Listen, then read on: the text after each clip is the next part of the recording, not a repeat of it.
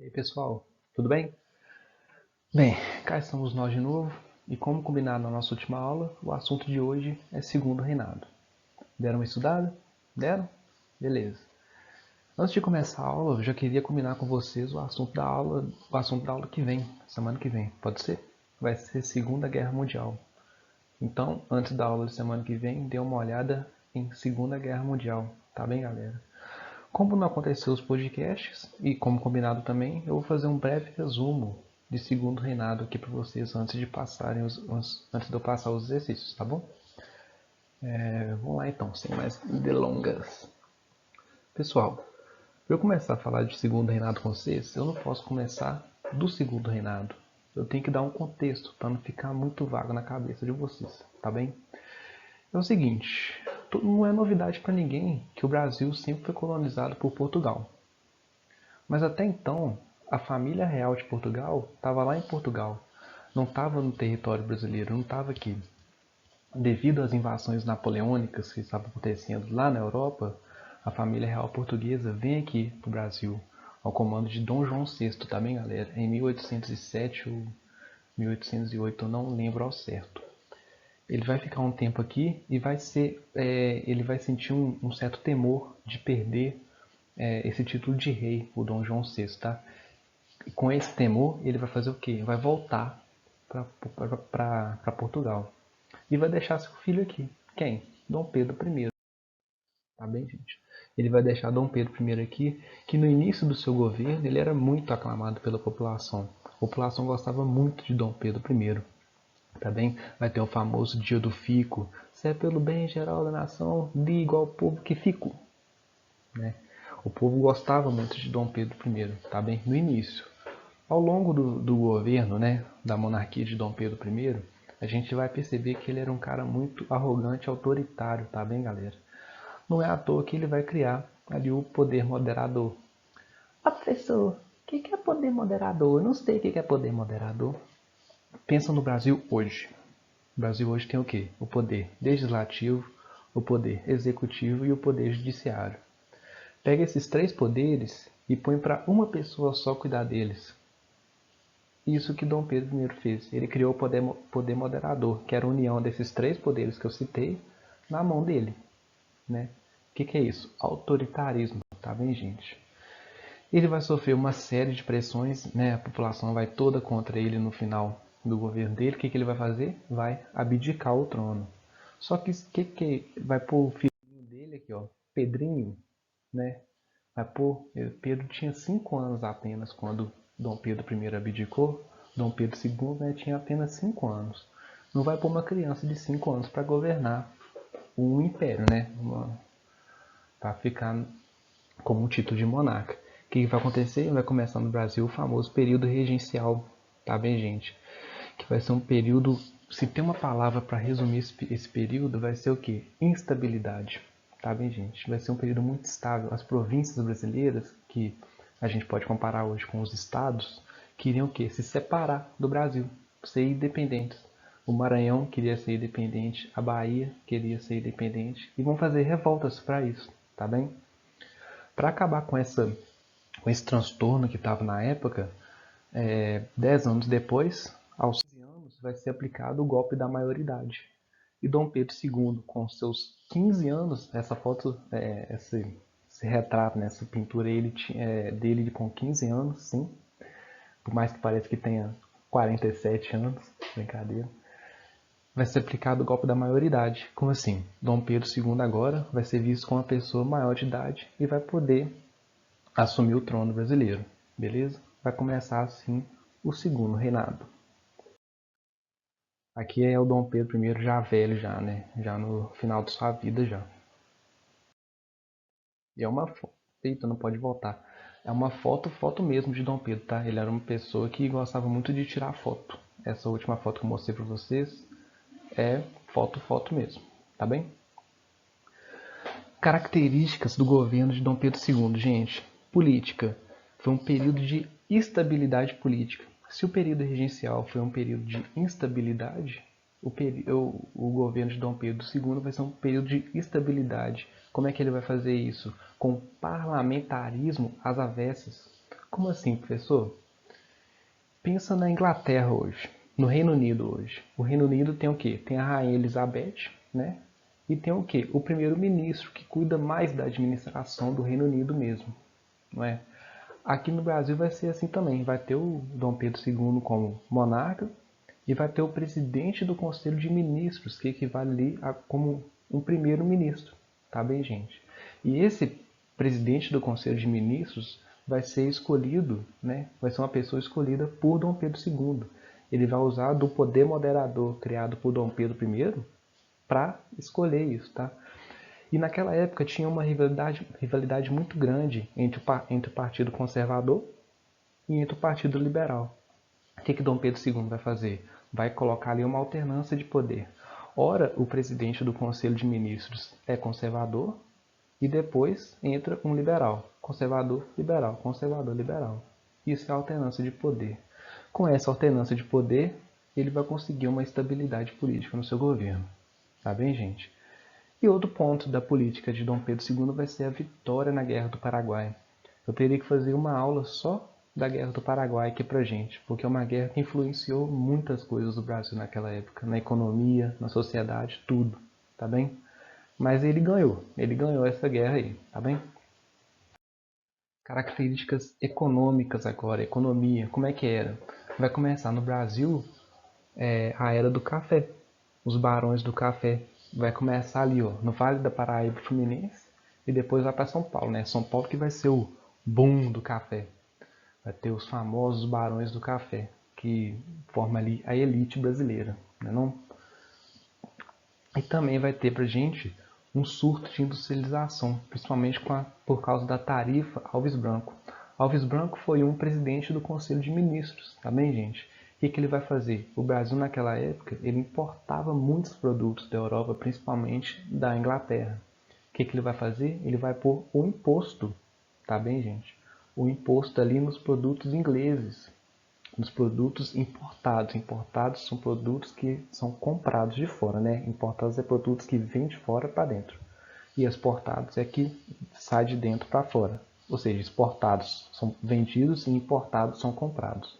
Tá bem? Vai pôr ali um imposto a esses produtos ingleses.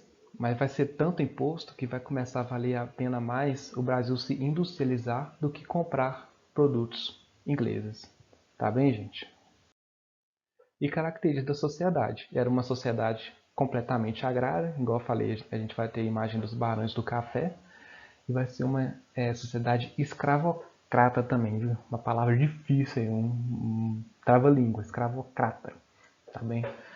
Ao longo do governo de Dom Pedro II, a gente vai ter leis abolicionistas, tá bem, gente? Vai ter a lei do sexagenário, em que escravos com mais de 60 anos estavam livres, o que era uma loucura, porque escravos geralmente não chegavam aos 60 anos. Vai ter a criação da lei do ventre livre também, em que as escravas que derem à luz a partir da criação dessa lei, esses filhos delas que nasceram estavam livres, não eram escravos, tá bem? Mas a lei mesmo, teve mais leis, mas a lei mesmo que vai acabar com a escravidão é a Lei Áurea, de 1888, tá bem, gente? Ela que aboliu a escravidão de vez. Tem umas treta aí nessa lei que a gente vai falar daqui a pouco, tá bem? E como é que veio o fim desse segundo reinado, né? Por que ele acabou? Principalmente pela insatisfação de vários setores naquela época, dos cafeicultores. Por que os cafeicultores, né, os barões do café, ficaram insatisfeitos com o governo de Dom Pedro II? Pelo fato dele abolir a escravidão. Esses barões do café, eles queriam o quê? Uma mão de obra barata. Os escravos eram uma mão de obra, era escravo, eles não pagavam por aquilo. Pagavam para ter o escravo, mas não pagavam ali a permanência deles. Eles queriam escravos. Aí Dom Pedro II começa a criar as leis abolicionistas e, né, a escravidão acaba. Ou seja, os cafeicultores ficaram bem satisfeitos com isso. Vai ter insatisfação também dos militares. Lembra que o Brasil venceu a Guerra do Paraguai? Pois é, mesmo assim, Dom Pedro II não deu boa remuneração, bons equipamentos, não deu uma vida boa, digamos assim, para os militares, o que também vai causar insatisfação neles. Ou seja, já temos dois setores insatisfeitos, os militares e os cafeicultores. Além deles, a igreja também vai ficar insatisfeita com o governo de Dom Pedro II. Porque o que ele vai fazer? Ele vai vetar a bula papal. Ou seja, todo católico que era ligado à maçonaria não tinha direito ao sacramento. Isso vai chatear demais a igreja e a igreja vai ficar contra Dom Pedro II também. O que vai acontecer? Em 1889 vai ter a proclamação da República através de um golpe militar. Né? Tem essa imagem aqui que representa bem. Foi um golpe, tá bem, gente? Não foi pacífico nem nada. Foi golpe militar. Dom Pedro vai ser deposto e vai começar assim a República Velha, né? A famosa República da Espada. Tá beleza, gente? Esse é um resumo do segundo reinado. O que a gente precisa saber dele? Que acabou a escravidão nele, tá bom? Que o café foi o principal produto e que ele acabou através do golpe de Estado e que foi instaurada a República. Tá bem, gente? Vamos fazer o exercício. Exercício grande, eu sei, mas vamos lá. Paciência, gente. Aquele mesmo esquema. Dá a pausa, tenta fazer sem eu falar nada e volta. Beleza? Deu a pausa? Vamos lá então. Enem 2015, texto 1. Dois textos para a gente ler. Texto 1. Em todo o país, a Lei de 13 de maio de 1888 libertou poucos negros em relação à população de cor. A maioria já havia conquistado a alforria é a liberdade, né? Antes de 1888, por meio de estratégias possíveis. Ou seja, né, a lei veio em 1888, mas já tinha negros livres antes. No entanto, a importância histórica da lei de 1888 não pode ser mensurada apenas em termos numéricos. O impacto que a extinção da escravidão caiu sobre uma sociedade constituída a partir da legitimidade da propriedade sobre a pessoa não cabe em cifras. Ou seja, o impacto da Lei Áurea sobre uma sociedade que sempre viveu da escravidão não cabe em número. É isso que o texto está dizendo para a gente. Tá bem? Texto 2. Nos anos imediatamente anteriores à abolição, a população livre do Rio de Janeiro se tornou mais numerosa e diversificada. Os escravos, bem menos numerosos que antes, e com os africanos mais aculturados, certamente não se distinguiam muito facilmente dos libertos e dos pretos e pardos livres habitantes da cidade. Também já não é razoável presumir que uma pessoa de cor seja provavelmente cativa, pois os negros libertos e livres poderiam ser encontrados em toda parte. Ou seja, né, também está falando aí da abolição da escravidão. Olha lá, também já não é razoável presumir que uma pessoa de cor seja provavelmente cativa, ou seja, eles já não estavam vendo uma pessoa negra como escravo, né? Cativa é escravo, não está vendo ela como escravo mais, pois os negros libertos e livres poderiam ser encontrados por toda parte. Eles já estavam dando na cidade já. Tá bem, gente? Sobre o fim da escravidão no Brasil, o elemento destacado no texto 1, que complementa os argumentos apresentados no texto 2, é, letra A, variedade das estratégias de resistência dos cativos? Não é, né, gente? Não está falando ali dos negros encarando a escravidão. Está falando de como a Lei Áurea, né, o que ela causou, né, o que a libertação dos escravos, dos negros, causou na sociedade. Letra B. Controle jurídico exercido pelos proprietários. Proprietários, né, das pessoas? Não, né? Está falando da libertação delas. Letra C. Muita gente pode ter marcado isso aqui. Inovação social representada pela lei. Pessoal, não é uma inovação social. Inovação social seria uma mudança da sociedade.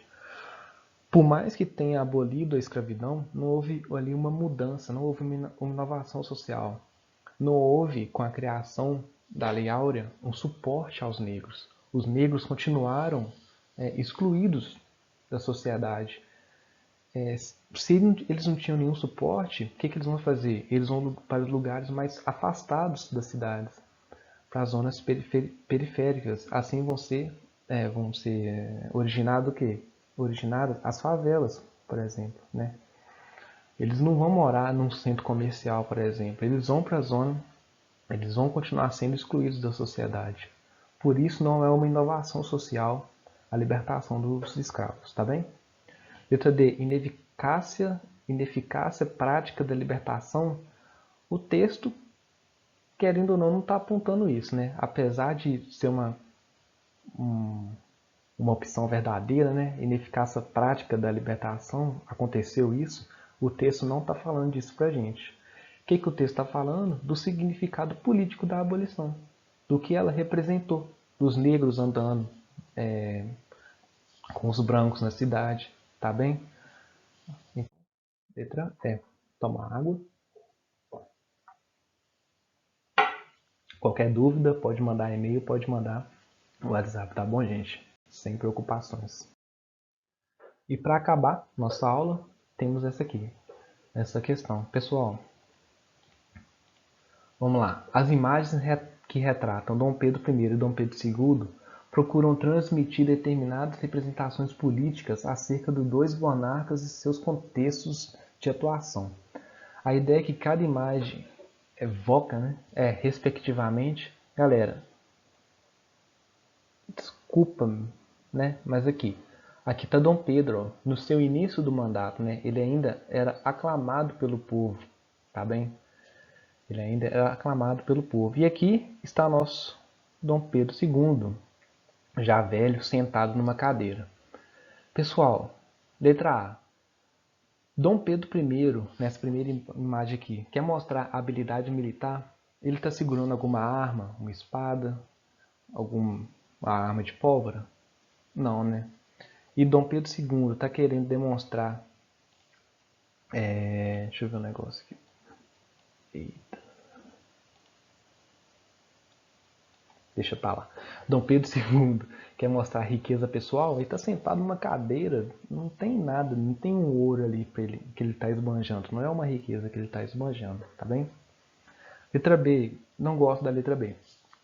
Letra C, Dom Pedro I, sentado no cavalo com um monte de gente em volta dele, quer mostrar instabilidade econômica? Se fosse instabilidade econômica, o pessoal não estaria venerando ele, né? E Dom Pedro II nem não está mostrando alguma herança europeia nessa segunda foto aí. Ele está só sentado. Todo mundo senta numa cadeira. Tá bem? Letra D. Isolamento político. Dom Pedro I quer mostrar isolamento político. Aí ele com a galera toda aí. Ele não está se isolando. Ele está ali com o povo. Né?